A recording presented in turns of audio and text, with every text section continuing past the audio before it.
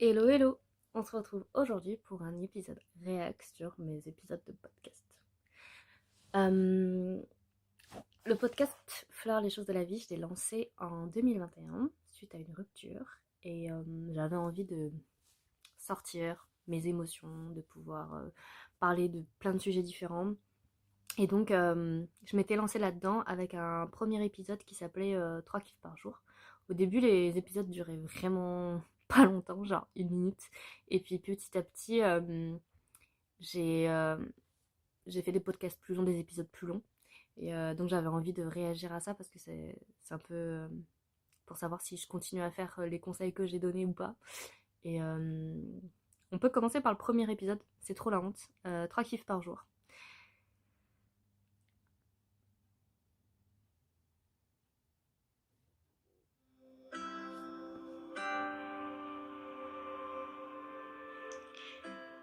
Quelques minutes pour parler des choses de la vie.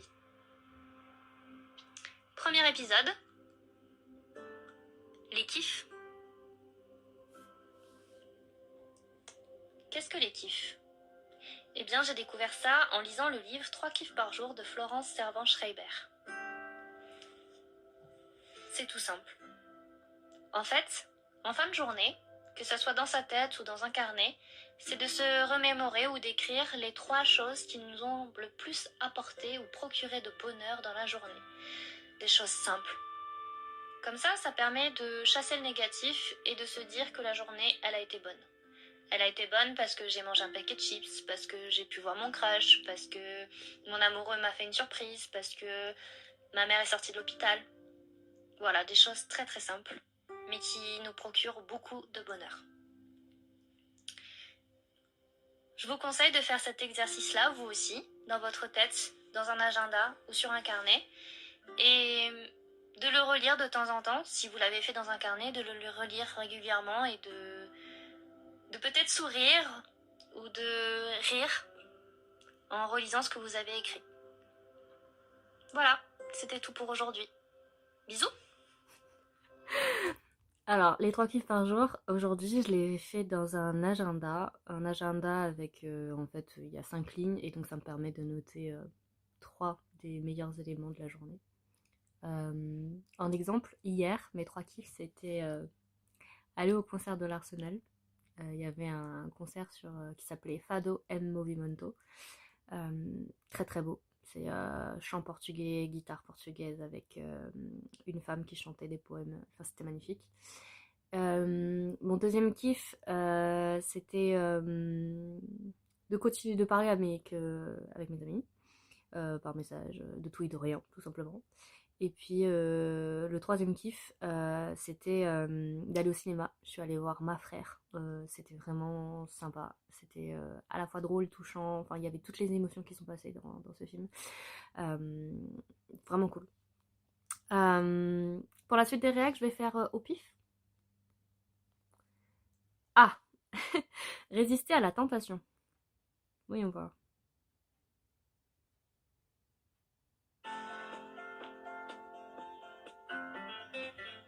Les choses de la vie, épisode 30.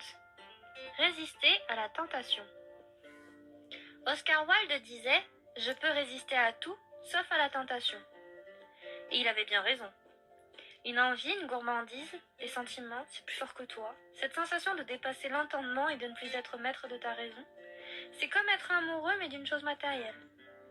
Eh bien, je vais te dire que la meilleure façon d'y parvenir, c'est finalement d'y succomber. Oui, tu as bien entendu, de succomber à la tentation. Mais pas n'importe comment, à petite dose. La restriction conduit à la frustration. Si tu profites en petite quantité, tu trouveras davantage de satisfaction et de plaisir. Tu peux en profiter si tu veux bien. C'est comme un régime, ça ne sert à rien. Manger sain et équilibré, en se faisant plaisir et raisonnablement, c'est beaucoup mieux. Alors, ne résiste plus, succombe-y. Ouais. J'avoue que pour éviter de la frustration, faut y aller quoi. Raisonnablement, mais il faut y aller. Ok, suivant. Marché. 2022. De quoi est-ce que je parle? Je crois que je parle de...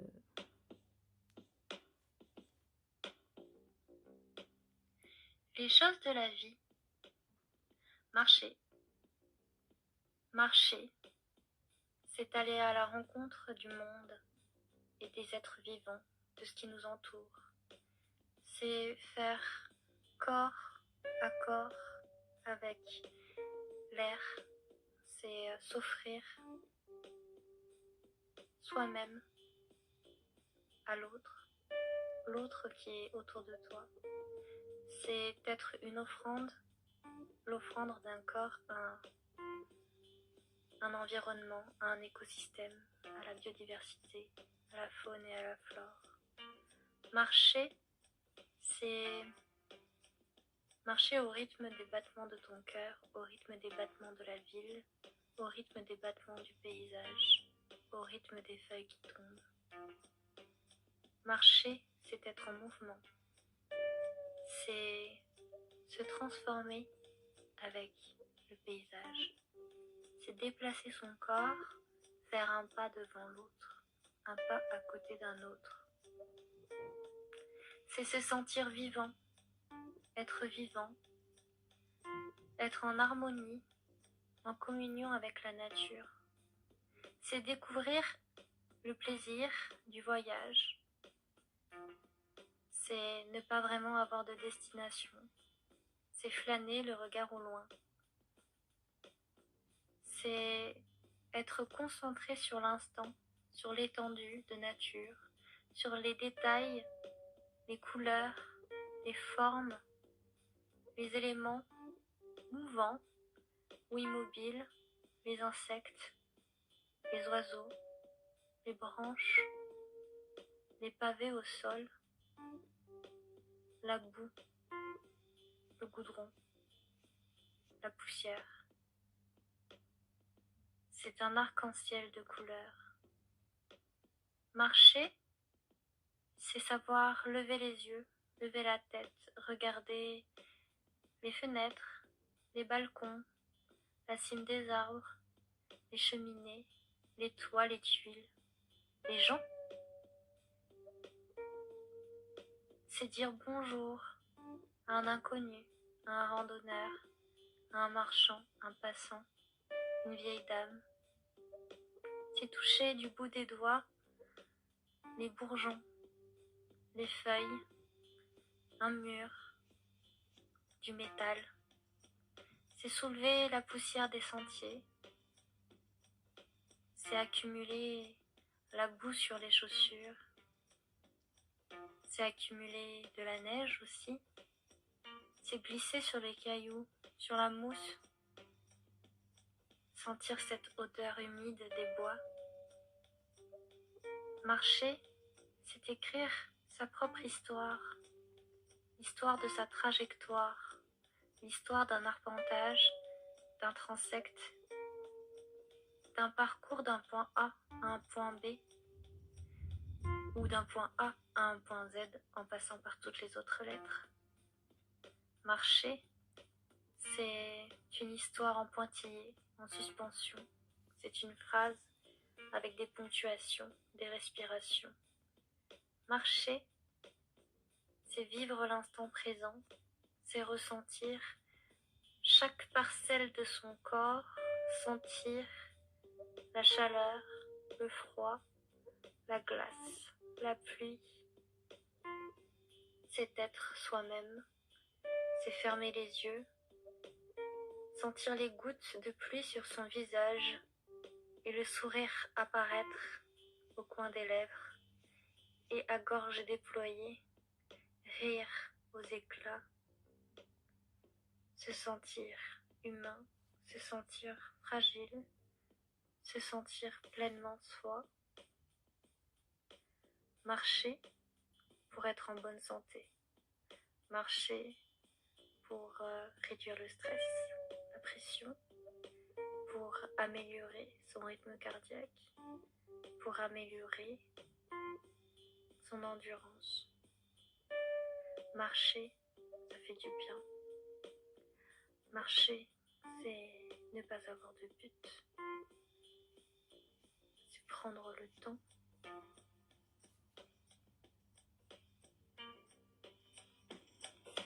Bon, Cet épisode, c'était clairement la relaxation. Et j'enfonce que des portes ouvertes, hein. Mais bon. Suivant. Qu'est-ce que j'avais sous la main? Ah, un mot pour se décrire. Je crois que c'était plus en référence à comment se présenter pour un entretien d'embauche, quelque chose comme ça.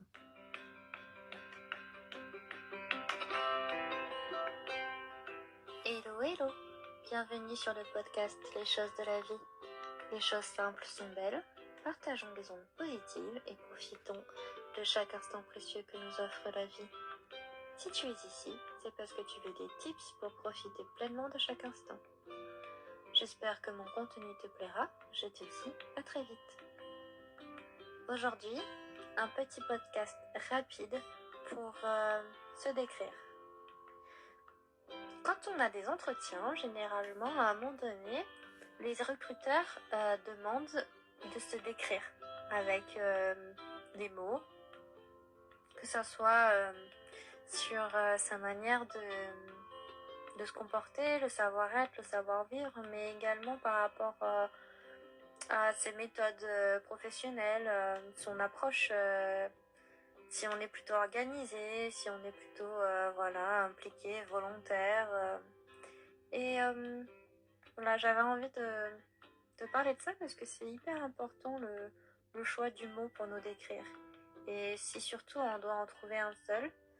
Et voilà, ça peut être à la fois positif et négatif. Et réussir à le choisir, ça permet aussi de votre côté de finalement ne pas aller vers une entreprise qui ne vous correspond pas en fait. Je vais prendre un exemple. Moi, le mot qui me décrit le mieux et que finalement j'ai appris à choisir pour me décrire de manière la plus sincère et vraie, c'est pétillante. J'ai choisi ce mot pétillante parce que je suis quelqu'un qui est plutôt engagée, qui est plutôt vive. J'aime que les choses bougent, j'aime que les choses se fassent de manière volontaire, engagée, impliquée. Je suis quelqu'un qui a besoin de bouger, de mouvement, Donc pétillant, c'est c'est ce côté-là, comme une bulle de champagne qui explose un peu. Et pour un recruteur, parfois, ce côté pétillant, c'est un inconvénient. Donc c'est-à-dire qu'un recruteur peut aussi ne pas prendre quelqu'un parce que ce terme, ça veut dire une personne qui a la bougeotte, qui n'est pas forcément posée, mais si c'est un recruteur qui le perçoit positivement, dans le sens où c'est une personne pétillante, c'est une personne qui est dynamique, qui a du mordant, qui a envie que les choses avancent, qui va essayer d'emmener les autres avec son côté bienveillant et motivé. Voilà. Donc soit positif, soit négatif, et ça permet de sélectionner une agence qui vous ressemble le plus. Donc essayez de trouver un mot qui arrive à vous décrire, et c'est vrai que moi avec ce mot-là, il y a certaines agences qui ne m'ont pas pris, entreprises qui ne m'ont pas pris, par peur en fait de mon comportement, et d'autres au contraire, ce mot-là leur a en fait donné envie de m'embaucher. Donc essayez de penser à un mot qui permette de vous décrire le mieux.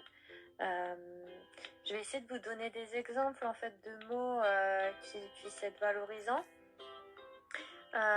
Les mots par exemple, ça peut être par exemple, je vais aller chercher là les petits mots pour vous aider. Le temps que ça s'affiche, ça peut être par exemple, donc c'est vrai que la plupart du temps on utilise le mot dynamique, impliqué, sérieux, autonome, méthodique, volontaire, disponible, à l'écoute. Ça peut être solidaire, ça peut être convaincant, ça peut être bienveillant. Donc c'est super important d'arriver à trouver ces mots-là. Et ça vous aidera aussi pour le reste en fait, pour d'autres situations, pas que au niveau professionnel. Voilà. Je vous invite à partager le mot qui vous correspond le plus en message.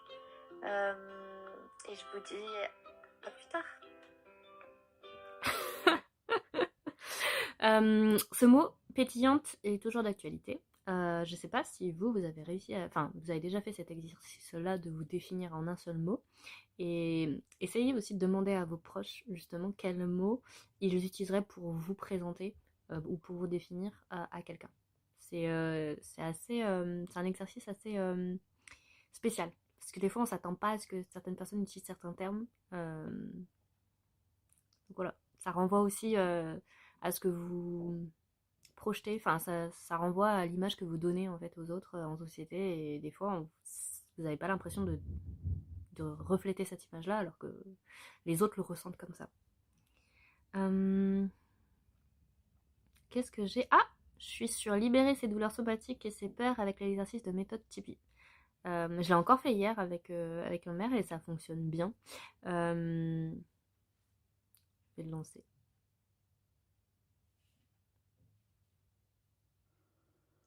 Hello, hello, bienvenue sur le podcast Les choses de la vie. Les choses simples sont belles. Partageons des ondes positives et profitons pleinement de chaque instant que nous offre la vie.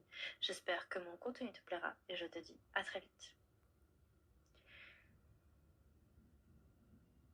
Aujourd'hui, on va parler de peur, de crainte, de douleur et comment réussir à se débarrasser de ces problèmes-là en quelques minutes seulement. Je t'invite à faire cet exercice-là et si tu en as envie, de te poser au calme, de te mettre dans un endroit où tu te sens à l'aise, où tu te sens en sécurité, un espace plutôt silencieux, loin du tumulte, pas dans la rue, chez toi, ça peut être au travail, mais dans ce cas-là, tu peux t'isoler aux toilettes ou justement aller dans ta voiture, que tu sois garé en sécurité, voilà, un espace isolé où tu côtoieras pas du monde, où tu seras pas sollicité par les autres. Tu peux, si tu as un bureau fermer la porte de ton bureau pour être tranquille. Et puis sinon, si tu es chez toi, dans ce cas-là, installe-toi dans le salon ou dans ta chambre. Le mieux, c'est d'être assis. Alors, ça peut se faire debout, mais c'est quand même mieux d'être assis. Et de te détendre. Et avant de faire cet exercice-là, je te propose d'écrire sur un bout de papier ou sur ton téléphone le problème que tu souhaites résoudre, c'est-à-dire la douleur que tu ressens, l'endroit où tu as mal, les endroits où tu as mal, ou voilà, la problématique qui fait que tu fais cet exercice-là, une situation gênante, un problème voilà, qui te contrarie. Ça va te permettre de te rappeler quelle était cette situation-là une fois que tu seras libéré, une fois que tes émotions négatives seront débarrassées et comme ça tu pourras te rendre compte du chemin parcouru.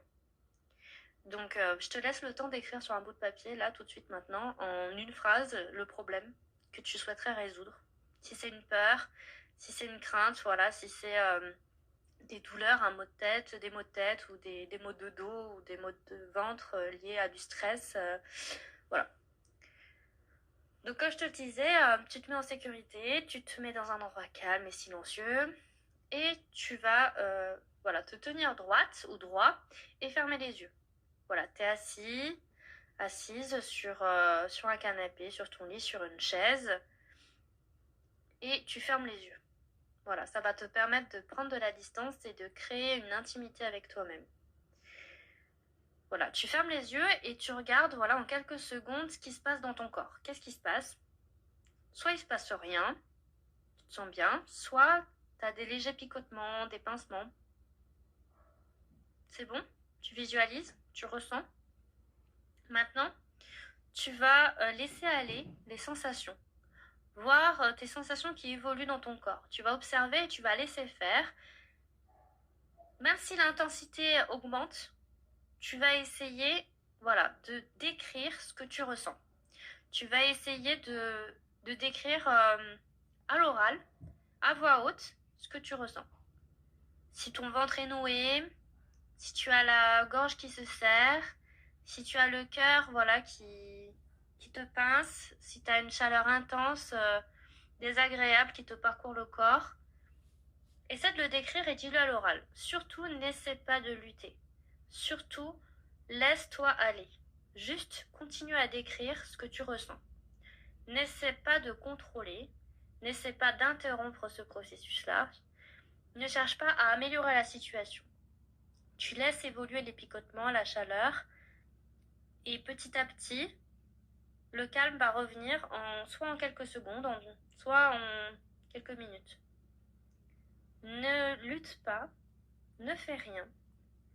Voilà. Laisse aller les émotions, laisse aller ta douleur, laisse aller les picotements. Voilà. Et c'est juste de décrire où est-ce que ça se passe. Est-ce que c'est au niveau de ton cœur? Est-ce que c'est au niveau de ton cou, de ta gorge? Est-ce que c'est dans ta bouche? Est-ce que c'est au niveau des yeux? Est-ce que c'est dans ta tête? Est-ce que c'est les bras? Est-ce que c'est les mains? Est-ce que c'est les jambes? Est-ce que c'est les hanches? Est-ce que c'est ton ventre? Est-ce que ce sont tes pieds? Voilà, décris tout ce qui se passe dans ton corps.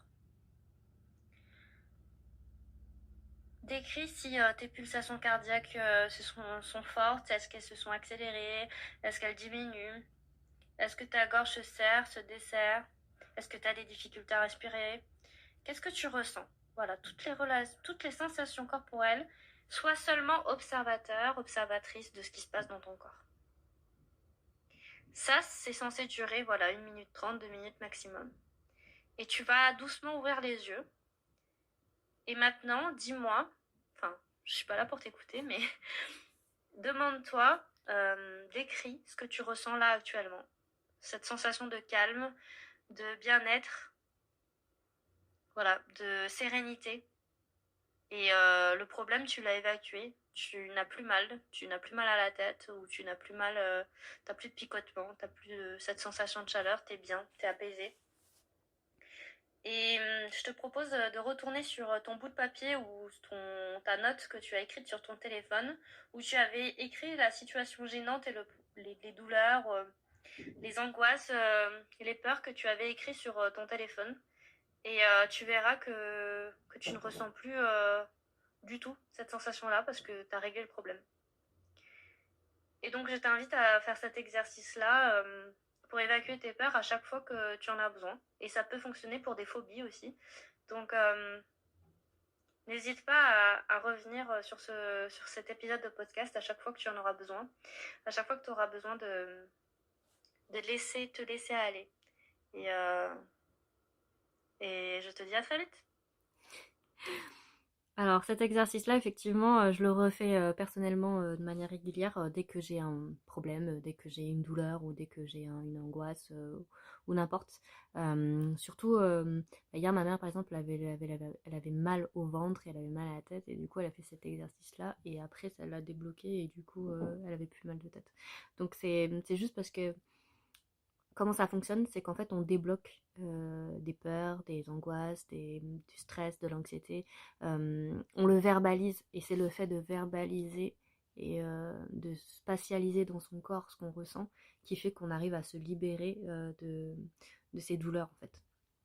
Donc c'est un exercice qu'il faut répéter régulièrement et ça permet de mieux apprendre à se connaître, mieux apprendre à connaître son corps, mieux savoir comment il réagit, mieux savoir comment pallier les souffrances en fait. Oula, je suis tombée, je suis tombée sur anecdote de chambre d'hôtel, mais ça je peux pas vous le lire parce que c'est explicite, donc vous pouvez aller l'écouter sur le podcast si vous avez envie. Alors, j'en fais un dernier au hasard. Pam. On a Pire rencard. Ah oui, mais là, ça dure 18 minutes.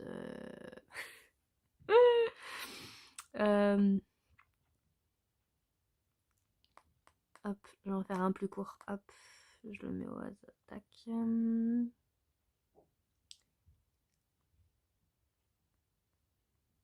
Je fais défiler. Hop. Ah, je suis tombée sur À chacun son arbre. Je l'avais fait pour Fleur d'Eclipse à l'époque.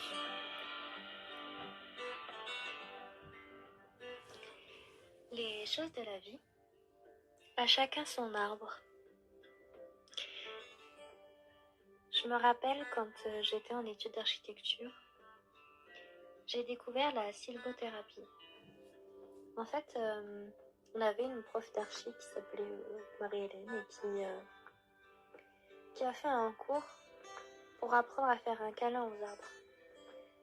C'est assez particulier et original comme cours. Ça c'est sûr. Ça permet d'apprendre à lâcher prise. Faire un câlin aux arbres, c'est anti-stress, c'est anti-fatigue, c'est en fait se livrer à la nature, c'est faire corps avec son environnement. Et c'est vrai que ce cours-là, il a duré une bonne heure, où chacun rigolait dans son coin, parce que c'était quelque chose de nouveau. Et c'est pas courant d'embrasser un arbre, hein, enfin d'enlacer un arbre. On avait un peu honte en fait de faire un câlin à un arbre, de l'entourer de nos bras. Et pourtant, c'est quelque chose qui est naturel et qui devrait être pratiqué assez régulièrement. Se connecter à la nature, c'est important. Et essayez vous-même, en fait, quand vous êtes en balade en forêt, de faire un câlin à un arbre. Trouvez l'arbre qui vous plaît, qui vous touche, qui vous attire et enlacez-le. C'est une expérience à faire au moins une fois dans votre vie et puis à répéter plusieurs fois, aussi souvent que vous le souhaitez. Il n'y a pas de honte à faire un câlin à un arbre. C'est vraiment un moment particulier. Et c'est un moment ressourçant. Les arbres, ça a toujours été un élément important dans ma vie.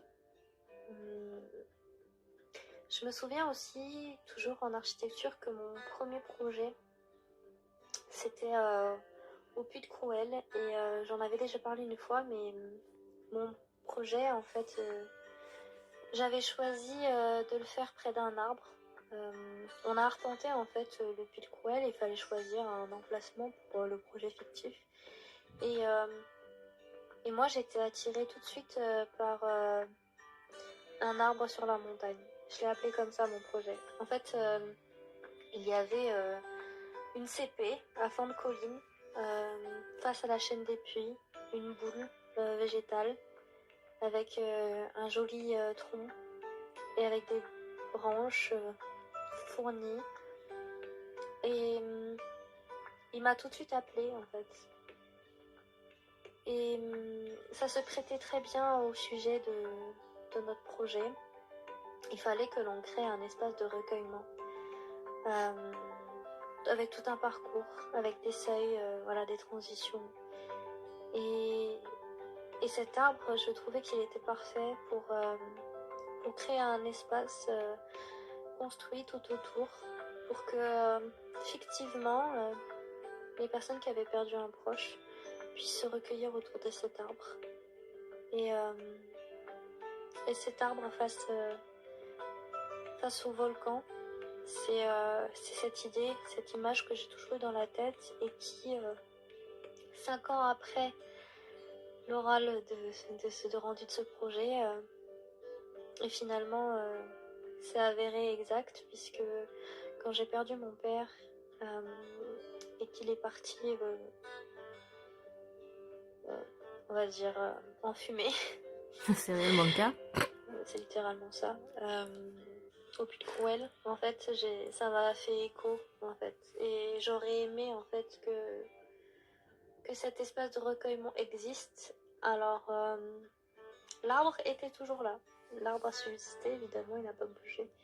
Et même si le bâtiment n'était pas créé, il n'existera jamais sur ce puits-là, eh bien, j'ai fait ce cheminement, j'ai fait ce chemin à pied jusqu'à l'arbre. Je me suis retrouvée là-bas, comme 5 ans auparavant, pour me recueillir. Et, et cet arbre-là, à flanc de colline, est resté dans ma mémoire, il est resté gravé. C'est aussi l'idée que ça m'a renvoyé à mon enfance, au fait que quand j'ai une image dans la tête qui est la maison de mon enfance, où devant le bâtiment, la seule pièce unique avec un toit, il y avait des rangées, des tranchées, dans lesquelles étaient plantés les arbres à litchi. Et j'ai ce souvenir d'être perchée sur les branches de ces arbres à litchi, avec mes sœurs à jouer avec elles. C'est la première relation que j'ai eue avec mes sœurs, ces relations de jouer, de jeu en fait, de jouer au milieu des branches. Cet arbre qui aussi symbolise l'arbre généalogique, le fait que il y a des racines qui persistent et même si on les coupe, elles subsistent. C'est comme quand on fait une bouture finalement, c'est comme quand on prend un morceau d'une plante et qu'on la met dans l'eau pour faire pousser des racines pour ensuite la replanter ailleurs. Et bien ces racines subsistent, enfin elles se créent d'elles-mêmes ou elles se renforcent ou elles se recréent et c'est ça qui est beau finalement dans le geste de faire des boutures. C'est de recréer la vie, c'est de recréer avec un autre environnement. C'est de continuer, c'est de poursuivre un chemin. Pendant mes études, j'ai aussi eu la représentation de l'arbre, que ce soit en dessin ou en maquette. Ça a toujours été compliqué, on va dire, de représenter les arbres en 3D, en fait, en 3 dimensions. Il y a cette difficulté à représenter un arbre, son échelle, et on a toujours... Puis la matérialité, le choix aussi de la matérialité. Souvent, on le faisait avec des bâtons de bois, avec du calque ou avec des épingles. Et quand je représentais l'arbre, je le représentais toujours vu d'en dessous. Toujours un tronc, avec le ciel bleu en fond et les feuilles un petit peu partout. Oh bien. Ah, ça a bugué. Alors attendez, je vais essayer de retrouver. Ça a bugué.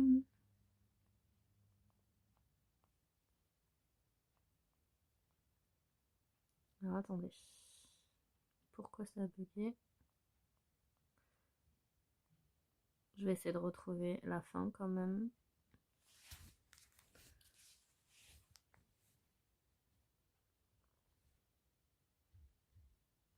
Ça s'appelle un fail.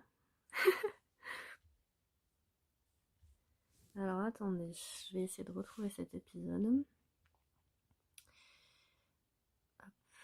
C'était un arbre sur la montagne et on était vers la fin.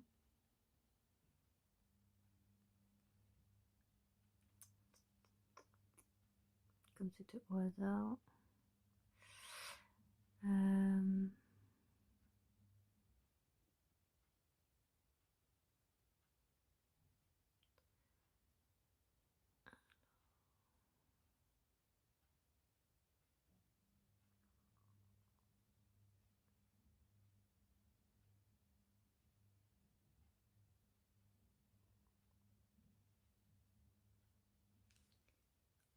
Il y en a tellement.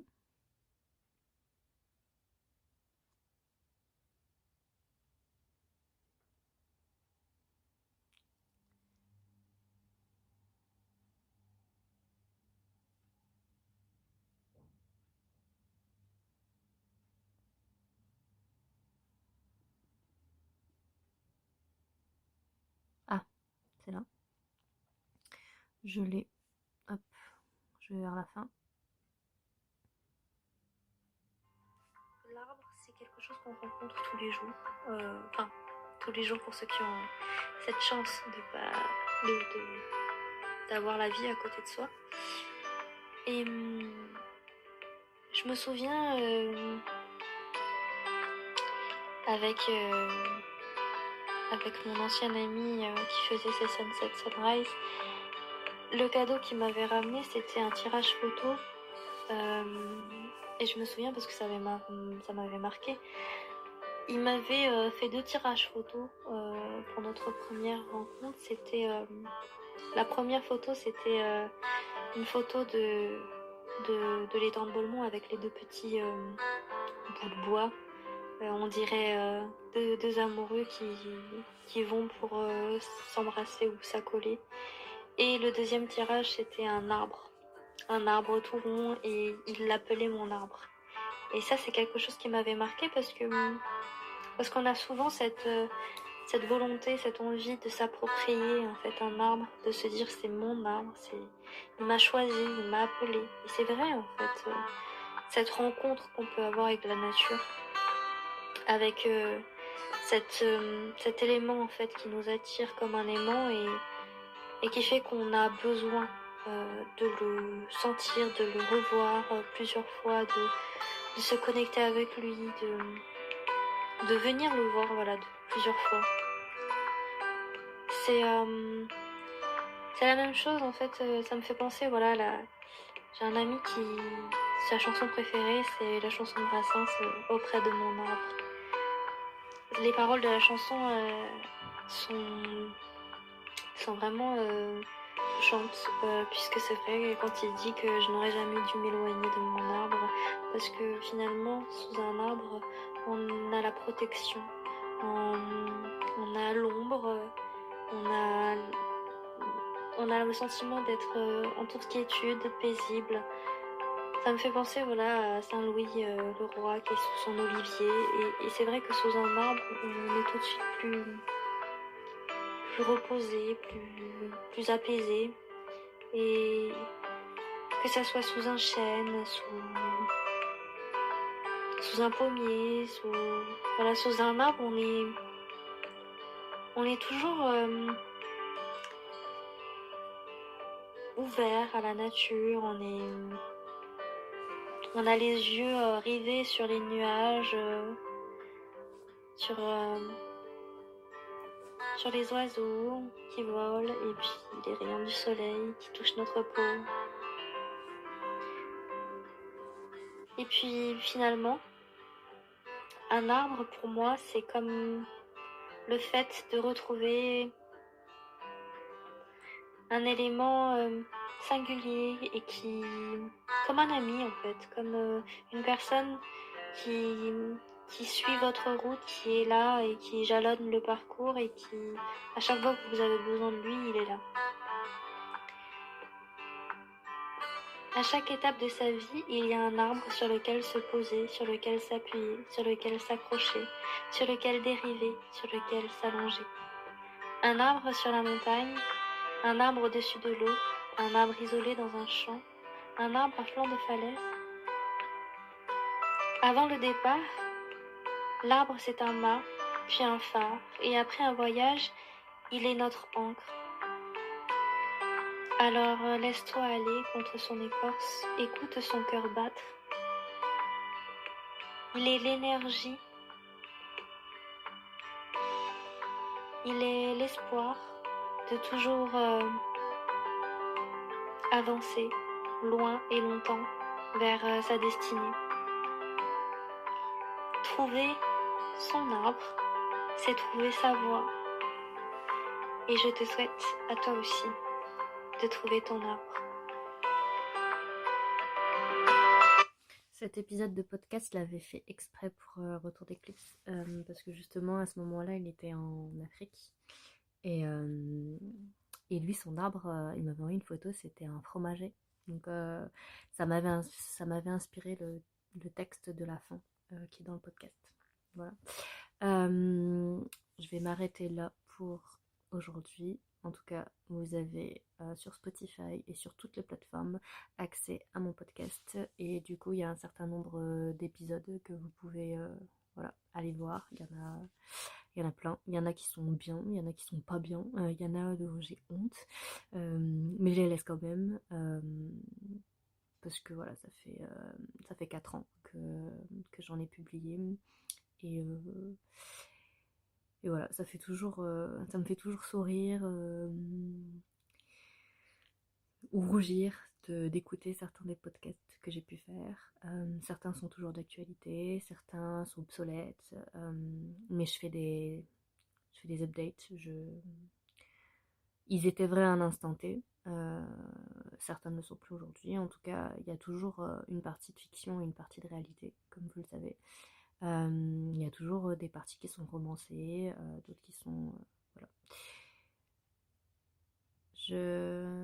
Ce podcast est vraiment comme un bébé. Et je suis très contente que vous soyez nombreux à le suivre. Et je vous dis à la prochaine. Prenez soin de vous, surtout.